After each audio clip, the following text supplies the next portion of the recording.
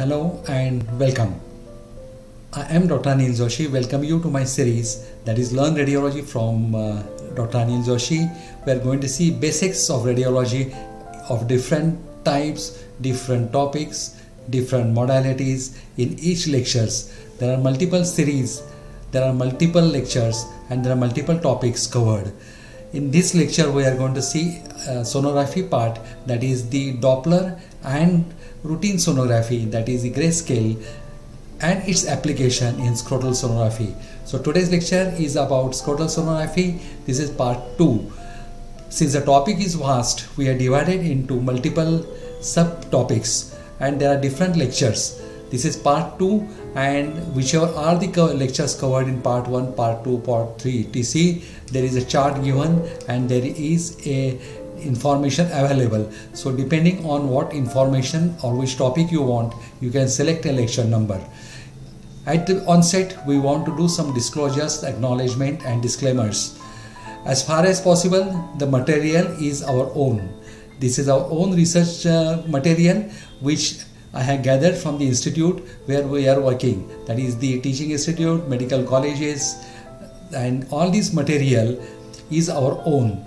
There are certain things which we have borrowed from the net, which are royalty free and without any additional payments. So there is some material available, there is material used which is from our department, going on since many days, many years, and many batches we take the same lectures. There is certain material which is our own hospital or on the medical college patients, and there is some information which we have got it from the net. We acknowledge it with thanks those who has given us. We have confirmed that it is a royalty free. Now this chart gives you that there are different videos and different lectures. Now lecture number 1 to lecture number 7, there are different topics which are covered in it.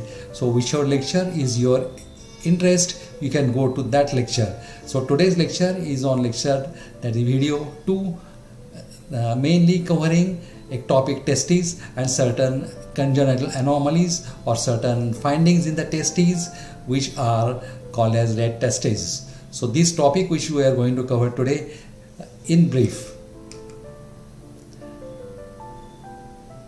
So let's start the lecture. Triptorchidism, red testes and ectopic testes. These are the 3 topics which we are going to cover today, and this is the series, lecture number 2. It is important to find out what is the difference between a undescended testes and a ectopic testes. Now here we are given a comparison between two, that is undescended testes and ectopic testes. First let's know what is the meaning of undescended testes. The testis is arrested in its normal path of descent. As you know, it develops in the abdomen, which we are going to see also in the subsequent part of this lecture, and it descends down to the scrotal sac. Now usually the empty scrotum on the affected side is present in undescended testes. Then shorter length of the spermatic cord is also noted in these patients. Then poor spermatogenesis after 6 years of age, and this will manifest in a reproductive age as low sperm counts. So they will have a poor spermatogenesis, which usually is the effect after 6 years. Then these are associated with indirect inguinal hernias, and the treatment is usually surgical, and they are associated with a number of complications. Now what is the meaning of ectopic testes? The testis derived from its normal path of descent is called as ectopic testes. Fully developed testes are present here, but they are not at a routine path of descent. The empty but usually fully developed scrotum is noted in these patients, and a longer length of spermatic cord is also seen in these patients. Now spermatogenesis is perfect, so they will have normal sperm counts, never associated with indirect hernias, and the treatment is basically surgical, and the complications is liability to injuries because there is less protection. Here on left side we have shown the undescended testes, that is, one is abdominal, second is inguinal, third is suprascrotal. So these are the location for undescended testes, and there are certain locations for the ectopic testes mainly prepenile, then superficial ectopic, and transverse scrotal or femoral and perineal. These are the locations for the ectopic testes. Now, cryptorchidism. Now, cryptorchidism, it refers to an absence of a testis or testicles in the scrotal sac. It also refers to an undescended testis, ectopic testis, or an atrophic or absent testis. So this is a broad term which describes that scrotum is just empty. Further, it needs to be divided into whether it is undescended, whether it is ectopic, or whether it is atrophic or total agenesis or absent testis. So this is further we have to divide into. These terms needs to be properly understood. Now the development of testes need to be known, since this abnormality has all the thing concerned with it. The testis develops in abdomen around 21 weeks of gestation and migrate towards the inguinal canal through the deep inguinal ring. So this needs to be known because this is the path on which we are going to locate the testes if scrotum is empty. The migration is complete at around 30 weeks. The testes are connected to scrotum by a ligament called as gubernaculum, and it has got a major role in all this development and location of the testes. The gubernaculum is under hormonal influence, and that is probably a testosterone. The gubernaculum contracts and the testis descends into the scrotum. That is how it goes into its normal position, by contraction of the gubernaculum, possibly under the influence of testosterone. Now see here we are shown the first diagram is embryonic position, second is trans-abdominal phase, that is in between 8 to 15 weeks, and then is the inguinoscrotal phase, which is between 25 to 35 weeks, and it is a time when it starts migrating. So first developing, then anchoring, then migrating, and ultimately it goes into the scrotal sac by elongation of the cord. So these are the stages, and these are the time we have shown right from the development till the age of 10 years. Now it shows abdominal cavity, inguinal ring, testicles, external ring, and gubernaculum, which has got major role to play in all these things. This is how it looks on ultrasound. Now coming to undescended testes or cryptorchidism. An undescended testis is arrest along its normal path of descent. Now retractile testis is a testicle that may move back and forth between the scrotum and the groin. Then it can be manipulated into scrotum where it remains without tension. And last is the ectopic testis, is located outside the normal path of descent, which we had described just now, that is embryological development, role of gubernaculum till it gets settled into the scrotal sac. Now undescended testis, cryptorchidism, clinical presentation. You will get empty scrotum, absence of one or the both testicles, swelling in the groin if the testes are there, or it can sometimes be due to hernia. So both things needs to be mind, and a role of sonologist is to differentiate between these two.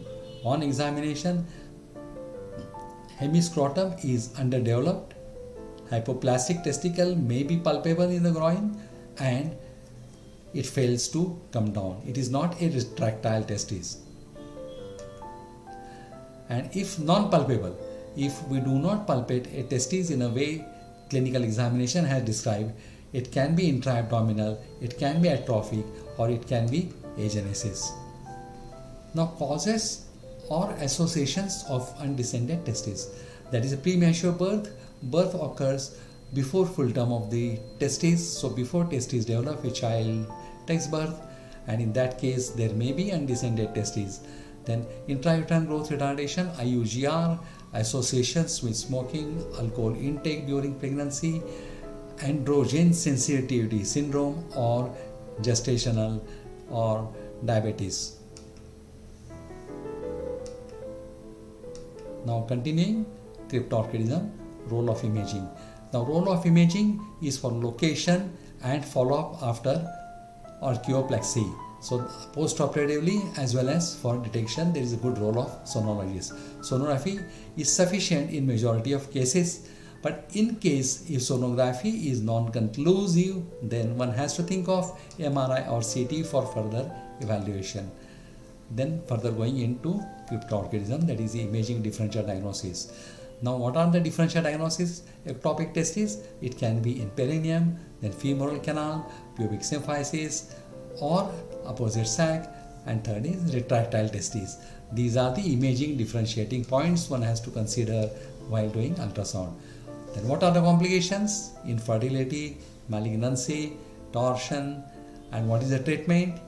Is archioplasty or orchiectomy, that is post-pubertal, because anyway it will not be functioning. Now here we are shown a inguinal testis.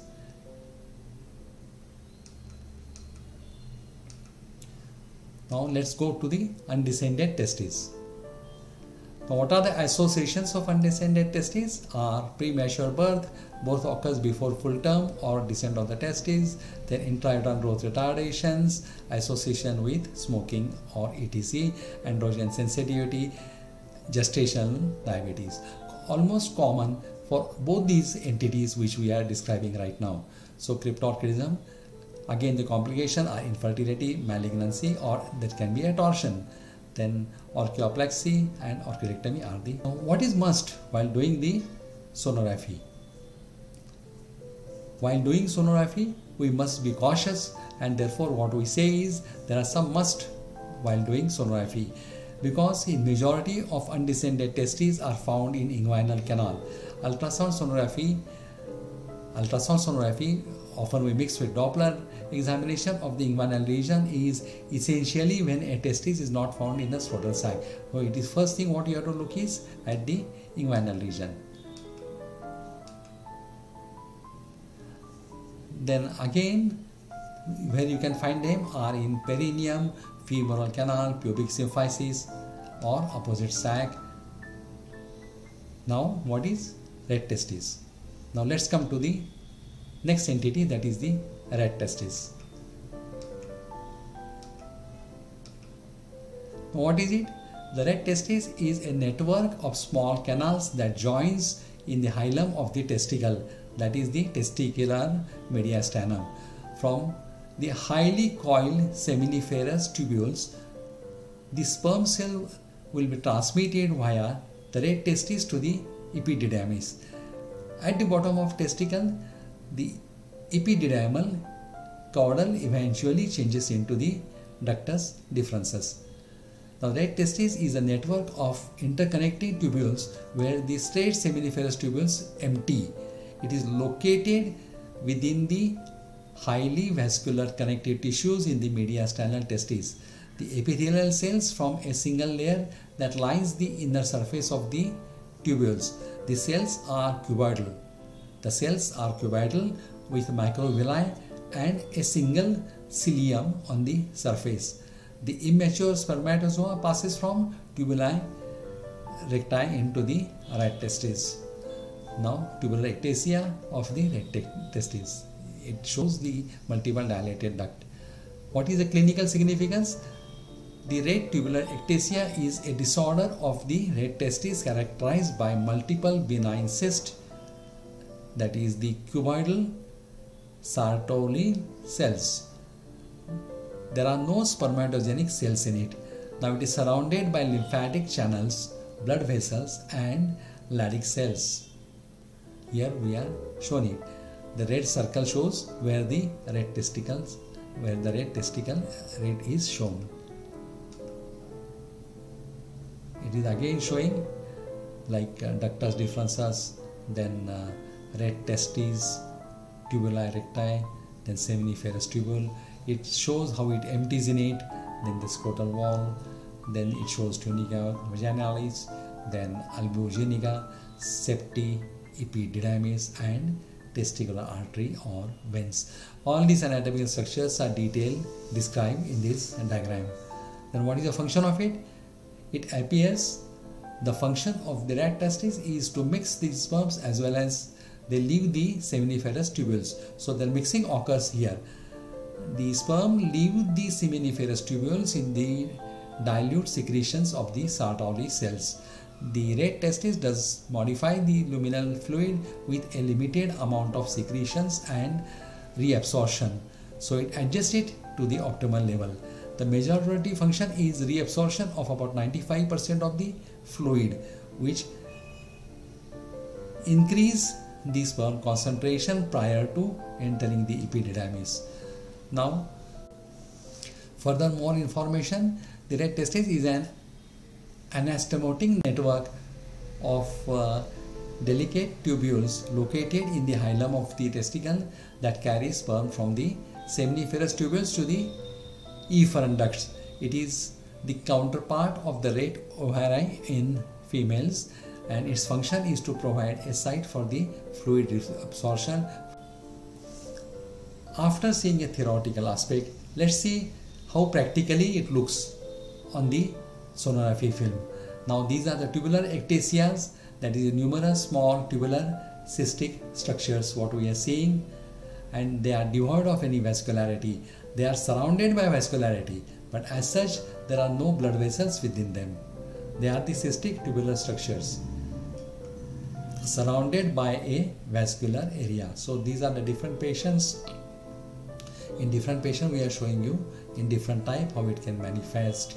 The pathology is same, but the patients are different. These are the tubular ectasias with numerous small tubular cystic structures.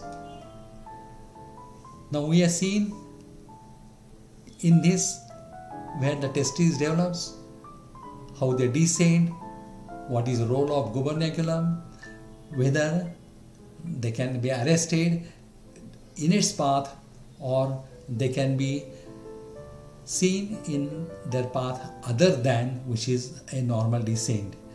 Sonography is gold standard as far as initial workup of these cases is concerned, because once clinically a scrotum is found to be empty, whether it is a absent testis, whether it is atrophic testis, whether it is the undescended testis, or whether it is ectopic testis, it needs to be determined, and the ultrasound is the first investigation of choice in all these patients.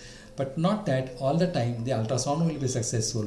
Ultrasound rate is extremely good when the testicles are in the inguinal canal, near the inguinal canal, within the canal, or just at its rings, that is external and internal ring.